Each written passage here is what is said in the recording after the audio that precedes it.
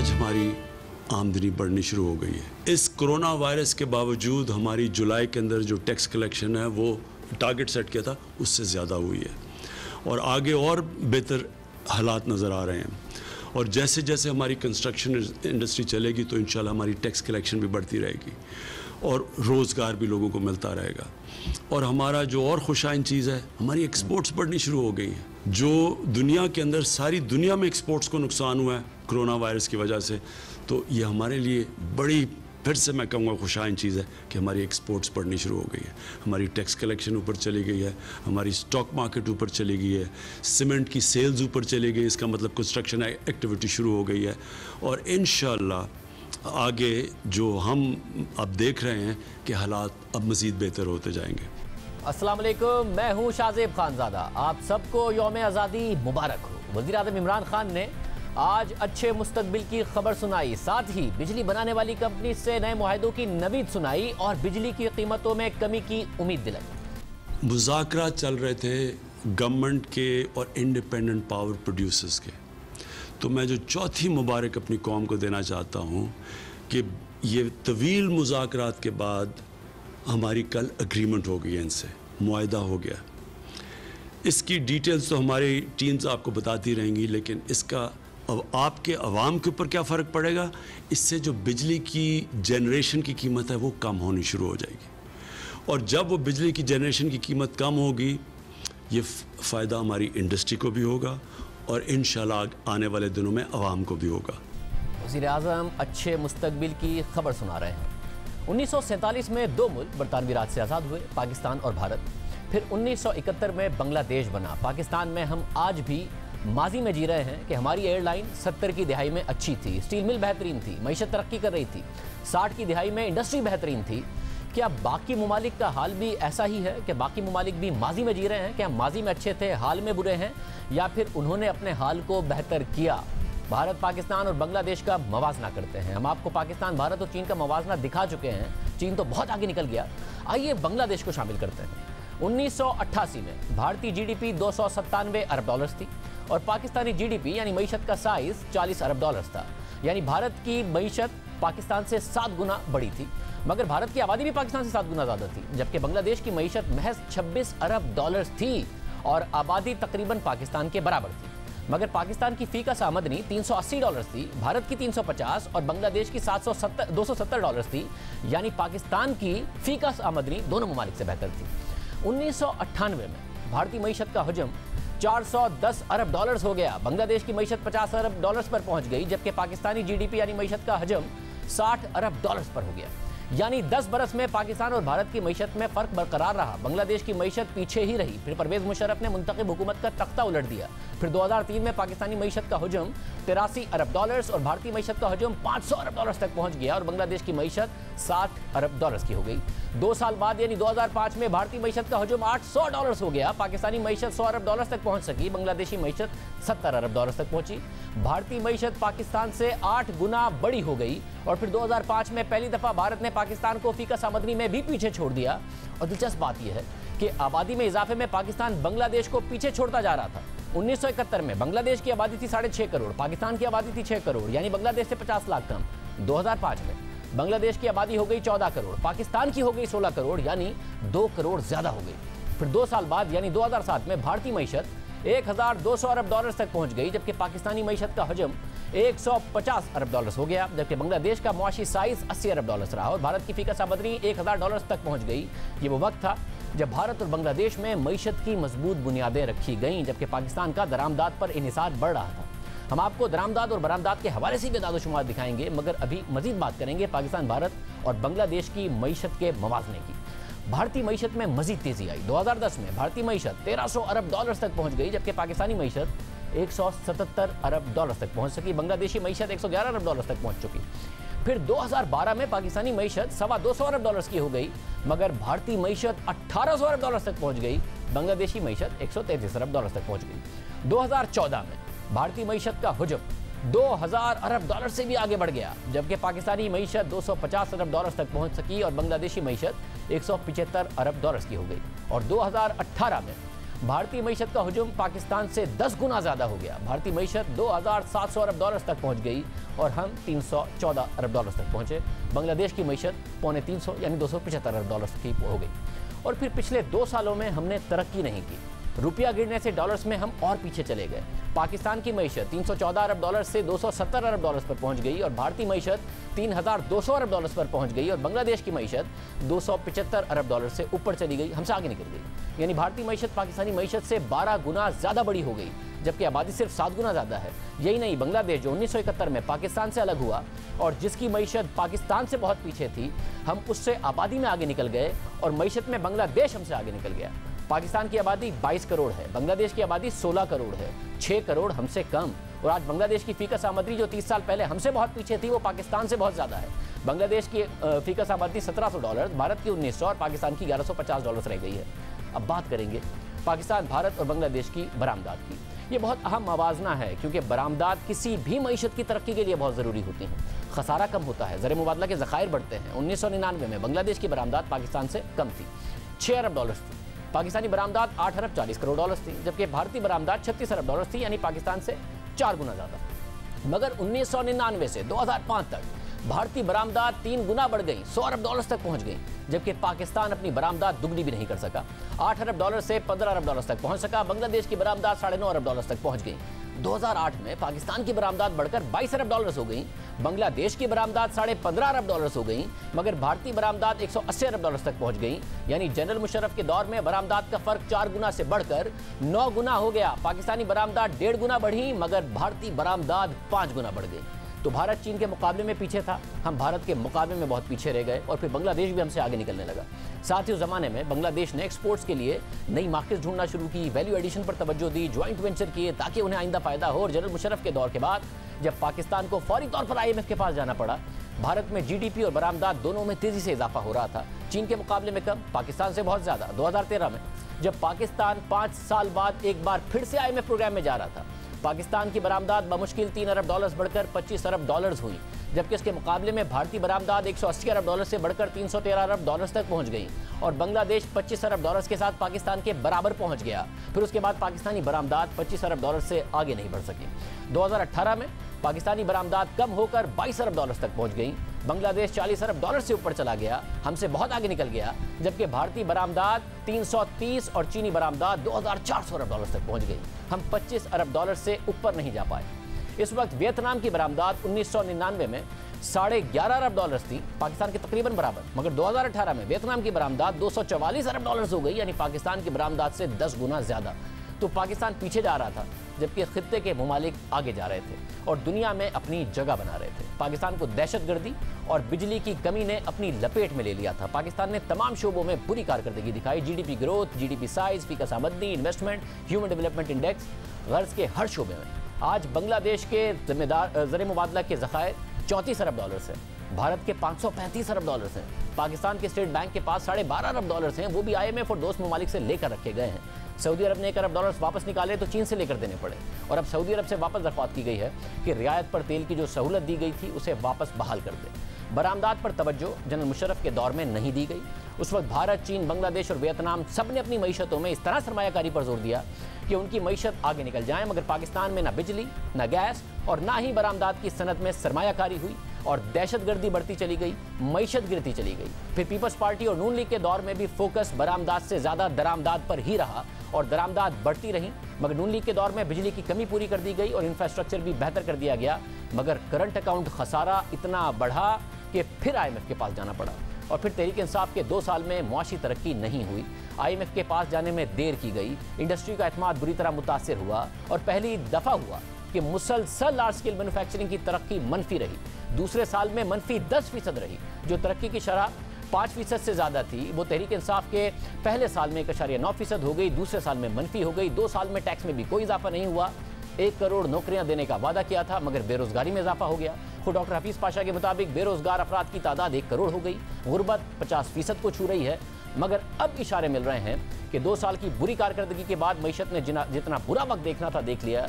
यहाँ से बेहतरी की तवक्को है। वज़ीर आज़म ने आज खुद बेहतर मुस्तकबिल की नवीद सुनाई। बात करेंगे मुआशी तज्जियाकार मोहम्मद सुहेल से। मोहसिन साहब बहुत शुक्रिया। मोहसिन साहब, कहा जा सकता है कि जो इतना बुरा टाइम था देख लिया, अब बेस इफेक्ट की वजह से भी, और वैसे अब बेहतर टाइम आएगा पाकिस्तान की मईशत में? शादिब भाई, जो जून जुलाई का ट्रेंड है उससे बज़ाहिर लग रहा है कि बॉटम आउट चीज़ें हो गई हैं, मगर इसमें सबसे बड़ा कंडीशन यही है कि कोरोना के जो पाकिस्तान में बेहतरी है वायरस की, वो वैसे ही रहे, कोई सेकंड वेव ना आए। तो हमें लग रहा है कि बॉटम हो गया है, क्योंकि ये बहुत शदीद गिरावट है 10% की। ना सिर्फ ये इस साल की है, पिछले 2 साल से यही ट्रेंड चल रहा है। पाकिस्तान की जीडीपी 72 साल हिस्ट्री में बहुत कम ऐसे मौके हुए होंगे कि 2 साल ग्रो ही नहीं की होगी। तो जब एक चीज़ स्टैग्नेंट हो जाती है और लार्ज स्केल मैन्युफैक्चरिंग जो लगातार गिर रही है, तो फिर हम इसको कहते हैं कि बेस इफेक्ट आ जाता है। जब बेस इतना छोटा हो जाता है कि फिर वहाँ से हर सूरत में रिकवरी होती है। और हम यही देख रहे हैं कि वायरस के बाद ना सिर्फ एक तो पेंट अप डिमांड है, जिसकी वजह से लार्ज स्केल मैन्युफैक्चरिंग की परफॉर्मेंस जून में बेहतर रही है और जुलाई में भी बेहतर होगी, मगर इसके साथ साथ जो 2 साल की रिसेशन था, उसके बाद भी एक रिकवरी एक्सपेक्टेड लग रही थी, और जो अभी रिकवरी देखी जा रही है वो हमारे तवक्कुआत से कुछ ज़्यादा बेहतर है। सब, और ये रिकवरी अभी इतनी है कि जो एग्जिस्टिंग ज़ाहिर है पाकिस्तान की प्रोडक्शन है उसके हिसाब से वही पूरी हो जाए, या नई इंडस्ट्री में भी सरमायाकारी हो रही है? मुस्तकबिल इतना बेहतर नजर आ रहा है कि नई इंडस्ट्री में सरमायाकारी हो के डिमांड इतनी बढ़ेगी? मुझे लगता है इसमें वक्त लगेगा। ये ऐसे अभी एनेक्डोटल एविडेंस जो हमें बता रहे हैं उसमें तो ये लग रहा है कि डिमांड बढ़ रही है, मगर एग्जिस्टिंग कैपेसिटीज है, चाहे वो सीमेंट हो, चाहे ऑटोमोबाइल हो, चाहे स्टील हो, चाहे टेक्सटाइल हो। तो अब वो वाली स्ट्रॉन्ग जीडीपी ग्रोथ या वो वाली माहौल नहीं हुआ है कि जब डिमांड ज़्यादा है और सप्लाई कम है। मगर अगर माहौल साजगार रहा, जिसमें इंटरेस्ट रेट लो रहे, जिसमें करेंसी स्टेबल रही, जिसमें पॉलिटिकल स्टेबिलिटी रही, तो हो सकता है कि 1-2 साल के बाद शायद वो इतनी डिमांड बढ़ जाए कि ह्यूज इंफ्रास्ट्रक्चर और ह्यूज इंडस्ट्रियल इन्वेस्टमेंट हो। मगर मुझे लगता है it's too early to comment on that, इसमें कुछ वक्त जरूर लगेगा। मतलब इस हुकूमत के 2 सालों में फिस्कल खसारा बहुत ज्यादा रहा है। पहले साल में 8.9%, दूसरे साल में 8.1%, मगर हुकूमत खुश है कि 9.1% सोचा था, 8.1% हुआ है। अब जाहिर उसमें जो कोरोना का पैकेज वज़ीर आज़म ने अनाउंस किया वो पूरा यूटिलाइज नहीं हुआ। आपको लगता है कोई अच्छा साइन है जो हुकूमत इसका भी क्रेडिट ले रही है? नहीं, मेरे ख्याल में ये कोई पॉजिटिव डेवलपमेंट नहीं है। ये तो जो कोविड से रिलेटेड एक्सपेंसेस थे वो कैरी फॉरवर्ड हो गए इस साल में। तो मेरे ख्याल में ये 9 की जगह 8.5 या 8.2 हो जाना, ये कोई मेरे ख्याल में मेजर अचीवमेंट नहीं है। मगर ये कॉज ऑफ कंसर्न ज़रूर है। पाकिस्तान जैसे मुल्क में 2-3 साल तक फिस्कल डेफिसिट 8% से ऊपर रह जाना, ये बहुत बड़ा कॉज ऑफ कंसर्न है। बहुत शुक्रिया। मोहम्मद सुहेल साहब हमारे साथ मौजूद थे। खित्ते में सूरत हाल बदल रही है, पाकिस्तान का भी इस पर रिस्पॉन्स आ गया है। बात करेंगे एक ब्रेक के बाद।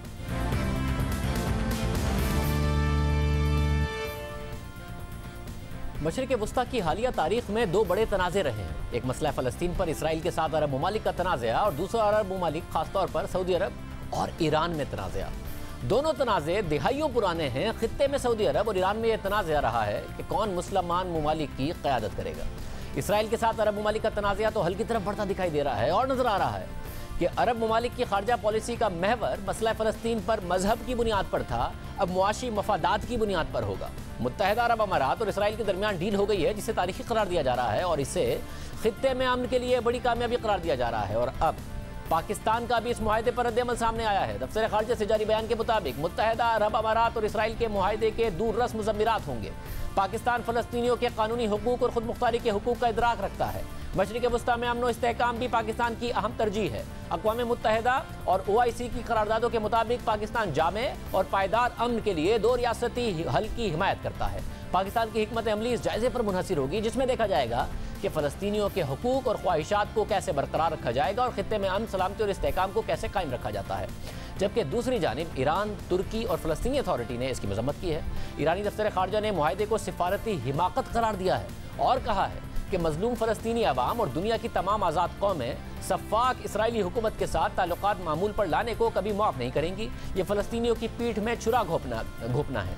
इसी तरह तुर्की की वज़ारत खारजा ने कहा है कि मुत्तहिदा अरब अमारात का ये रवैया मुनाफिकाना है। तारीख और खित्ते के लोग इसराइल के साथ मुआहदे पर मुत्तहिदा अरब अमारात के मुनाफिकाना तर्ज अमल को कभी फरामोश नहीं कर पाएंगे। ये बात वाज़ेह हो कि 2010 से पहले तुर्की के इसराइल के साथ अच्छे तिजारती और सिफारती ताल्लुकात रहे हैं। इस मुआहदे को अरब ममालिक भी कामयाबी करार दे रहे हैं, मगर ईरान इससे खुश नहीं है और अब खदशा है कि खित्ते में ईरान के साथ अरब ममालिक का तनाज़ा मजीद बढ़ेगा, क्योंकि अमेरिका और ईरान के ताल्लुकात कशीदा हैं, इसराइल और ईरान के ताल्लुकात भी कशीदा हैं और ईरान और अरब ममालिक के ताल्लुकात भी कशीदा हैं, क्योंकि सऊदी अरब और दीगर अरब ममालिक को शिकायत है कि ईरान इराक, शाम, यमन और लेबनान में अपना असर रसूख मुसलसल बढ़ा रहा है। ईरान इराक में अपना असर रसूख बढ़ा रहा है। ईरान ने जनरल कासिम सुलेमानी की मौत के बाद इराक में अमरीकी तंसीबात पर हमले भी किए। इसी तरह शाम में भी ईरान और सऊदी अरब की प्रॉक्सीज आपस में आमने सामने रहीं।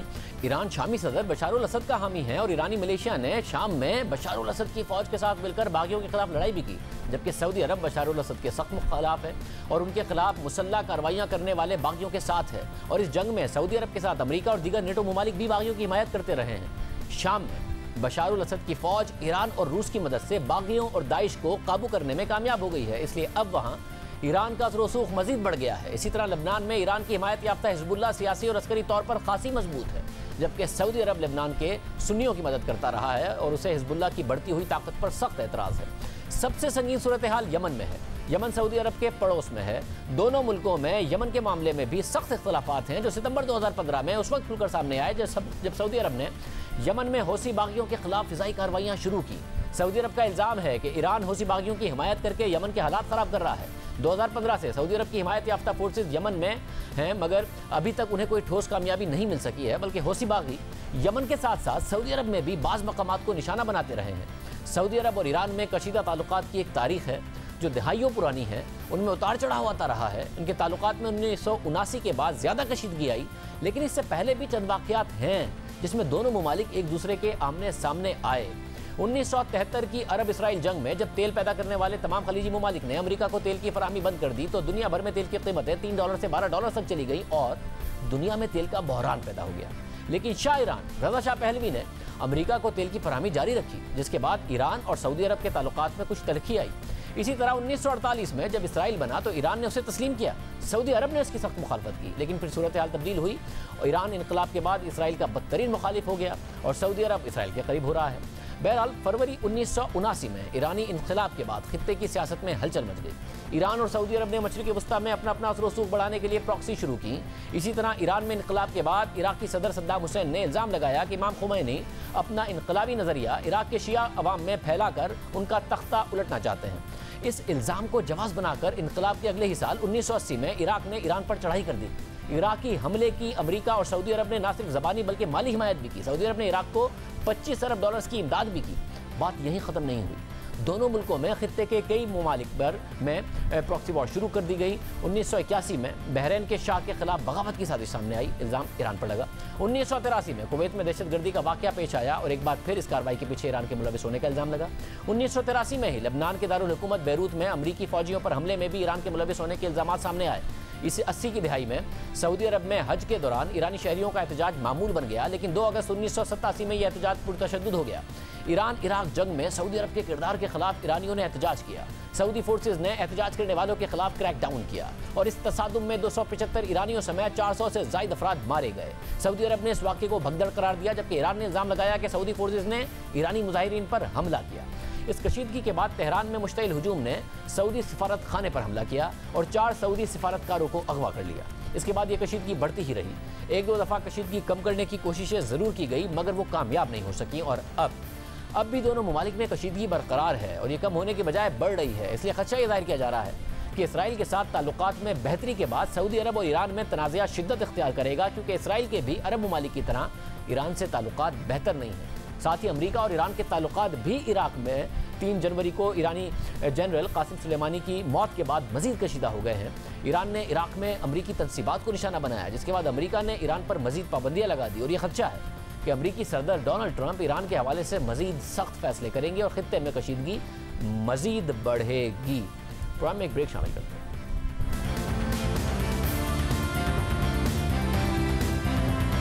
हुकूमत के खिलाफ नैब का एक केस है जिसमें अब तक कोई पेशरफ नहीं हुई। वो केस है बिलियन ट्री सुनामी का, जिसमें खुद तहरीक इंसाफ की हुकूमत ने बेज़ाब्तगियों का एतराफ़ कर लिया है और अपने ही अफसरान के खिलाफ एक्शन भी ले लिया है। खैबर पख्तूनख्वा हुकूमत ने जुलाई में महकमा जंगलात के 20 अफसरान और एहलकारों को जुर्माने और सजाएं दी।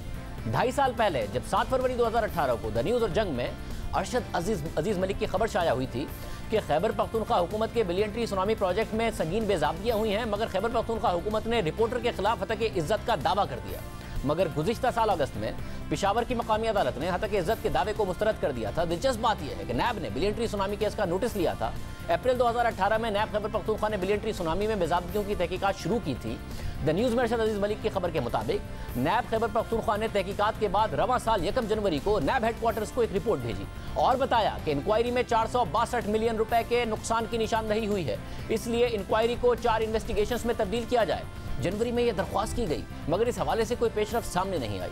हमने 23 जुलाई को तर्जुमान नैब से पूछा कि नैब खैबर पख्तूनख्वा ने अप्रैल 2018 में बिलियन ट्री सुनामी मंसूबे के खिलाफ इंक्वायरी का आगाज किया। फिर जनवरी 2020 में नैब हेडक्वार्टर्स को कहा कि इस इंक्वायरी को इन्वेस्टिगेशन में तब्दील कर दिया जाए। दरख्वास्त के बाद अब तक 6 एग्जीक्यूटिव बोर्ड की मीटिंग भी हुई है। क्या इन्वेस्टिगेशन या फिर रेफरेंस की कोई मंजूरी हुई है? इस हवाले से क्या पेशरफ्त हुई है? हम 3 हफ्ते से नैब तर्जुमान से पूछ रहे हैं, मगर उन्होंने इस हवाले से कुछ नहीं बताया। तो हम एक ब्रेक शामिल करते हैं। 73 साल पहले आज ही के दिन पाकिस्तान आज़ाद हुआ। पूरे मुल्क में जश्न आज़ादी मनाया जा रहा है। बानी पाकिस्तान की तालीमात को याद किया जा रहा है। कायद आज़म ने सिर्फ पाकिस्तान की आज़ादी की जंग ही नहीं लड़ी, बल्कि पाकिस्तान बनने से पहले और पाकिस्तान बनने के बाद वाज़े अल्फाज में बताया कि पाकिस्तान कैसे चलेगा, यहाँ कौन सा निज़ाम चलेगा, पड़ोसी ममालिक से ताल्लुकात किस तरह के होंगे, हुकूमती निज़ाम क्या होगा, ब्यूरोक्रेसी का क्या किरदार होगा और अक़लियतों को क्या हुकूक हासिल होंगे। इन सब के बारे में कायद आज़म मोहम्मद अली जिन्ना ने वाज़े हिदायत दी। 11 अगस्त 1947 को दस्तूर साज असेंबली से खिताब करते हुए कायद आज़म ने कहा कि पाकिस्तान में आप सब आज़ाद हैं। आप आज़ाद हैं अपने मंदिर में जाने के लिए, आप आज़ाद हैं अपनी मसाजिद में जाने के लिए, और किसी भी इबादत गाह में आपका कोई भी मजहब, ज़ात या मसलक हो सकता है, रियासत के उमूर का इससे कोई ताल्लुक नहीं। इसके बाद आप देखेंगे कि कुछ अरसा गुजरने के बाद हिंदू हिंदू नहीं रहेंगे और मुसलमान मुसलमान नहीं रहेंगे।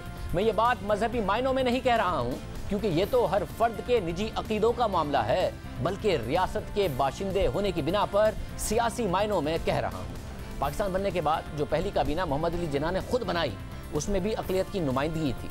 वज़ीर क़ानून की तकर्री की गई, उनका ताल्लुक भी अक़लियत से था। इसी तरह मुल्क की खारजा पॉलिसी क्या होगी, इस हवाले से वज़ीर ख़ारजा की तकर्री की गई, उसके लिए भी इंतखाब अक़लियत से किया गया। ये इंतखाब खुद कायद आज़म मोहम्मद अली जिन्ना ने किया, मगर क्या कायद ने जो सोचा, जो कहा और बाद में करके दिखाया कि आज हमारा पाकिस्तान वैसा पाकिस्तान है।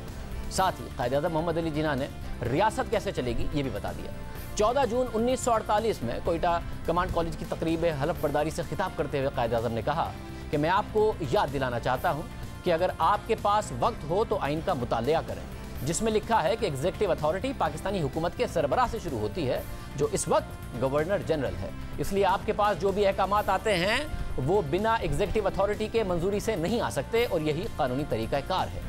इससे पहले अगस्त 1947 में कायद आज़म मोहम्मद अली जिन्ना से जब फ़ौज के एक जूनियर अफसर ने अपने तहफ़्फ़ुज़ात का इज़हार किया कि फ़ौज के आला ओहदों पर गैर मुल्की तैनात हैं, इन गैर मुल्की अफसरान की बजाय हमें मौका दिया जाए और मकामी अफसरान को आला ओहदों पर फाइज किया जाए, उस पर कायद आज़म ने गुस्से में जवाब दिया कि मत भूलें, फ़ौज अवाम की मुलाजिम है, मुल्की पॉलिसी आप नहीं हम सिविलियन बनाते हैं, हम चीज़ें तय करते हैं और आपका काम उन पर अमल दरामद करना है। पाकिस्तानी फ़ौज अवाम की फ़ौज है, फ़ौज इतना एग्जीक्यूटिव का हिस्सा नहीं जितना अवाम का है। पाकिस्तानी फ़ौज बैरूनी ख़तरों का वाहिद दिफा है, इसे सियासी क्यों बनाएं। आज क्या हम पाकिस्तान में कायद आज़म के पाकिस्तान में जी रहे हैं? ज़रा सोचिए और इजाज़त दीजिए। अल्लाह हाफ़िज़।